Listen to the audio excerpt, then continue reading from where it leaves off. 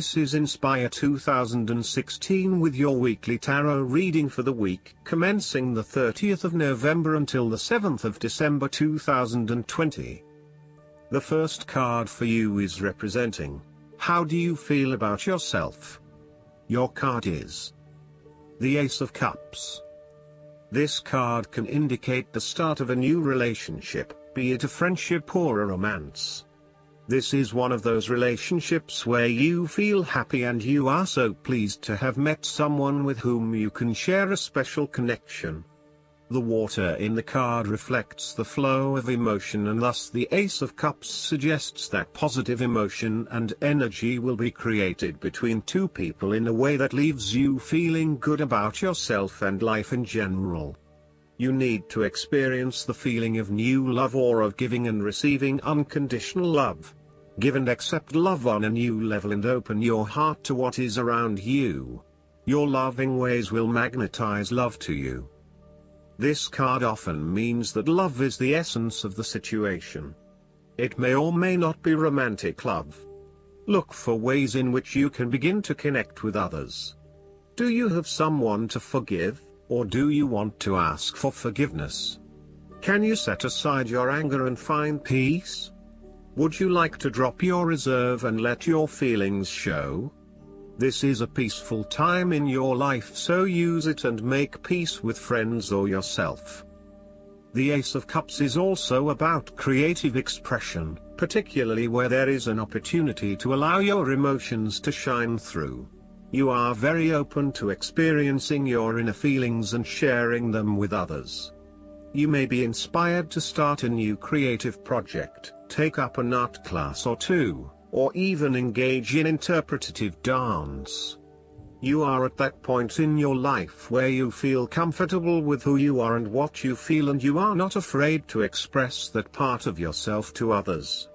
You see new potential in allowing your creative juices to flow, and as such, you are open to new possibilities and stimulating your imagination to allow your talent to unfold. The second card for you is representing, what do you want most right now? Your card is the Fool. What do you want most right now is to set forth on a new journey, one that is completely unknown and will take you to uncharted territories. The Fool is all about new experiences, personal growth, development and adventure. The Fool card asks you to take a leap of faith and to trust in the universe in that if you begin a new journey, you will find success. This Fool lives a carefree life, free from worry and anxiety. He does not seem to mind if he does not really know what lies ahead. The Fool card may represent a choice to be made, one of vital importance. However, there are always many different options available, and the choice must be made wisely. If you are facing a decision or moment of doubt, the Fool encourages you to believe in yourself and follow your heart, no matter how crazy or foolish your impulses may seem. This is a time when you need to truly believe and have faith in where the universe is taking you. The Fool is an excellent card to meditate on if you are experiencing a lot of fear in your life. The Fool enhances courage, risk-taking and the creative expression needed to open up new areas in your life. The Fool is always whole, healthy and without fear. He is the spirit of who we are, the spirit expressed and experienced as wonder, awe, curiosity and anticipation. We never know what is in the future, but like the Fool we must blindly go forward.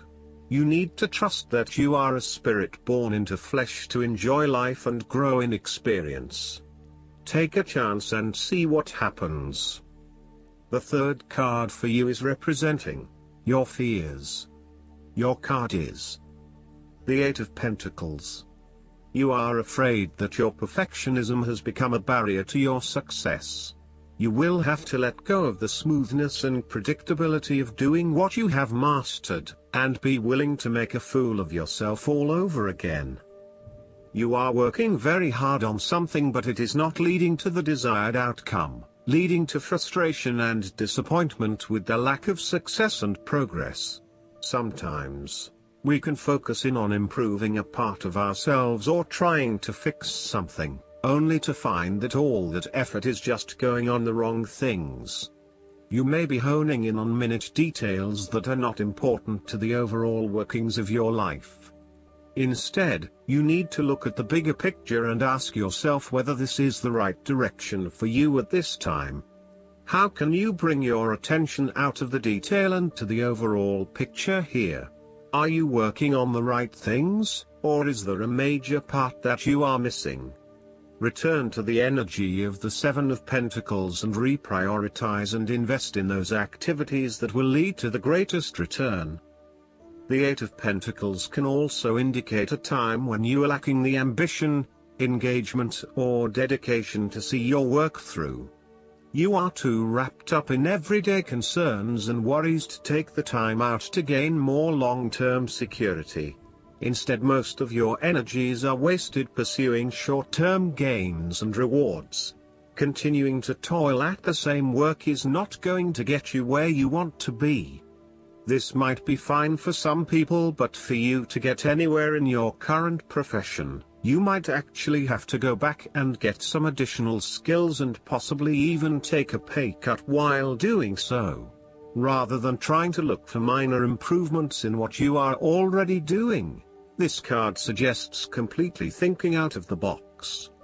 Look for something unrelated to what you have been doing, for example, starting your own business or entering an entirely new field of work. Look for something new. The time is right for you to change directions. The fourth card for you is representing what is going for you. Your card is the Seven of Pentacles. You are taking a long-term view and you are assessing where you can best invest your time and energy for the maximum output. You do not want to keep putting your heart and soul into something if you are not getting the rewards for it, and no doubt, you have started to see that there are some areas in your life that are just become energy sappers but without the reward. If you have been working extra hard or putting in extra effort into something, it will finally pay off. Your effort will definitely be worth it and you will see the results and rewards for your labor. You may have been working on something quite challenging and important for the last few months, and this is likely to come to a culmination. You are likely to see financial or other tangible rewards for all of your hard work. You might have been laboring away at something important and you may be starting to feel concerned that you will never be rewarded for your efforts. Be patient and appreciate the progress you have made so far. If your hard work has not yet paid off as planned, remember that your expectations may be unreasonable. There are no guarantees. Be grateful, focus on the present and do what you can with what you have.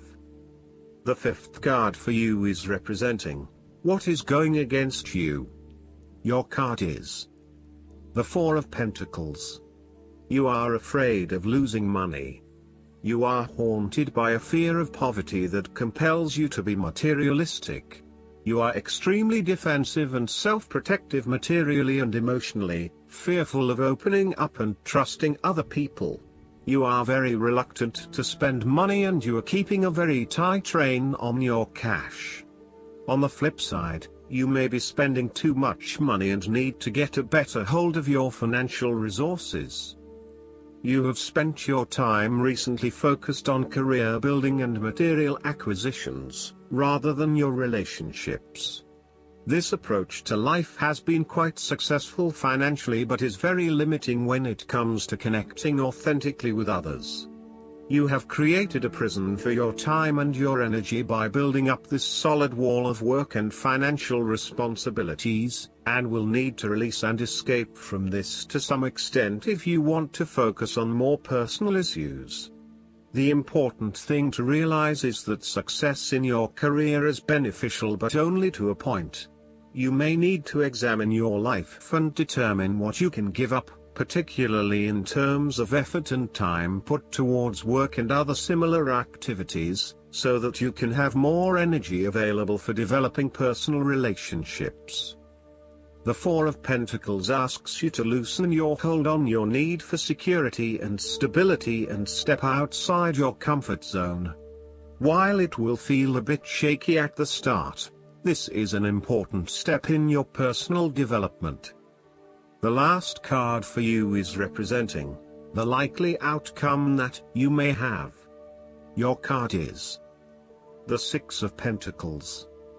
Now that you have lived through the darkness long enough to see the inner light, it is time to help others who are not so fortunate. Consider giving to charity or reaching out a helping hand to someone who needs your support. The generosity of the Six does not limit itself to money and material things.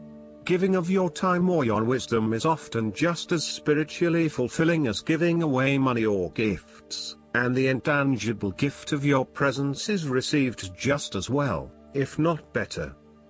You may also be inclined to make a loan to someone, on the premise that they will eventually pay you back once they are back on their feet.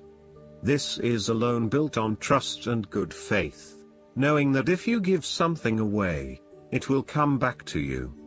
Remember, though, that this is more about a short-term fix and not a sustainable solution towards self-sufficiency.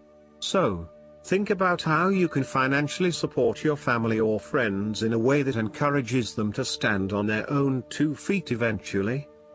If you are the beggars in the Six of Pentacles, then you may be the recipient of someone else's charitable activities.